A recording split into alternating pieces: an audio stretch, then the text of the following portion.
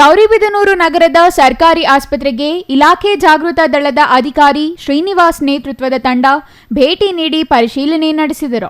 ಈ ವೇಳೆ ಅನೇಕ ವೈದ್ಯರು ಬಾರದ ಹಿನ್ನೆಲೆಯಲ್ಲಿ ರೋಗಿಗಳು ಕಾಯುತ್ತಿರುವ ದೃಶ್ಯ ಕಂಡುಬಂತು.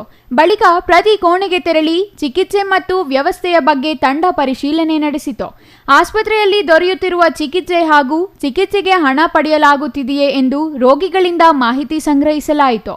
ಹೆರಿಗೆ ಕೋಣೆಗೆ ತೆರಳಿ ಜಾಗೃತ ದಳದ ಅಧಿಕಾರಿ ಶ್ರೀನಿವಾಸ್ ಹೆರಿಗೆಗೆ ದಾಖಲಾಗಿದ್ದ ರೋಗಿಯ ಸಂಬಂಧಿಕರಿಗೆ ಕರೆ ಮಾಡಿದರು. ಹೆರಿಗೆ ಕಾರಣಕ್ಕೆ ಆಸ್ಪತ್ರೆಗೆ ಬಂದಿದ್ದೇವೆ. ನಾವು ನಿಮ್ಮ ಸಂಬಂಧಿಕರ ಪಕ್ಕದ ಬೆಡ್ನಲ್ಲಿ ಇದ್ದೇವೆ.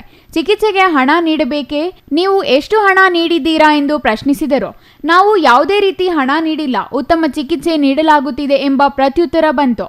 ಔಷಧಿ ಕೇಂದ್ರದಲ್ಲಿ ಒಬ್ಬರೇ ಕಾರ್ಯನಿರ್ವಹಿಸುತ್ತಿದ್ದು ಇನ್ನೊಬ್ಬರನ್ನು ನಿಯೋಜಿಸಬೇಕು. ಪ್ರಯೋಗಾಲಯದಲ್ಲಿ ಸ್ವಚ್ಛತೆ ಕಾಪಾಡುವ ಜೊತೆಗೆ ವೈಜ್ಞಾನಿಕವಾಗಿ ನಿರ್ವಹಣೆ ಮಾಡಬೇಕು ಎಂದು ಆಸ್ಪತ್ರೆ ಆಡಳಿತಾಧಿಕಾರಿಗೆ ಸೂಚಿಸಿದರು.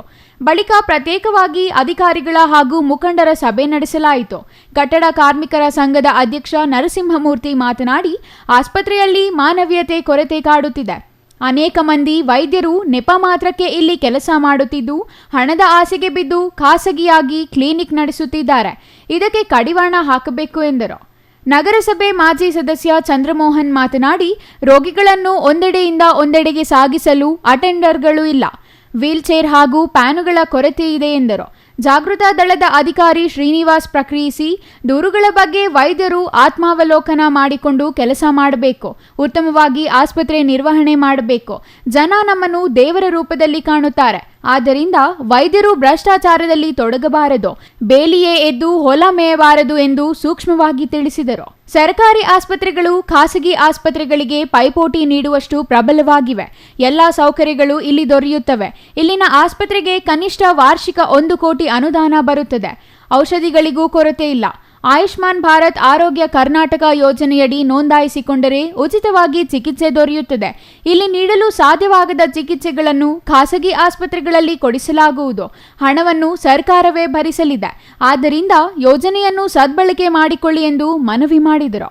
ಸರ್ಕಾರಿ ಆಸ್ಪತ್ರೆಗಳನ್ನು ಬಳಸಿಕೊಳ್ಳಿ. ಯಾವುದೇ ಭ್ರಷ್ಟಾಚಾರದ ದೂರುಗಳಿದ್ದಲ್ಲಿ ನೇರವಾಗಿ ಜಾಗೃತ ದಳಕ್ಕೆ ದೂರು ನೀಡಿ.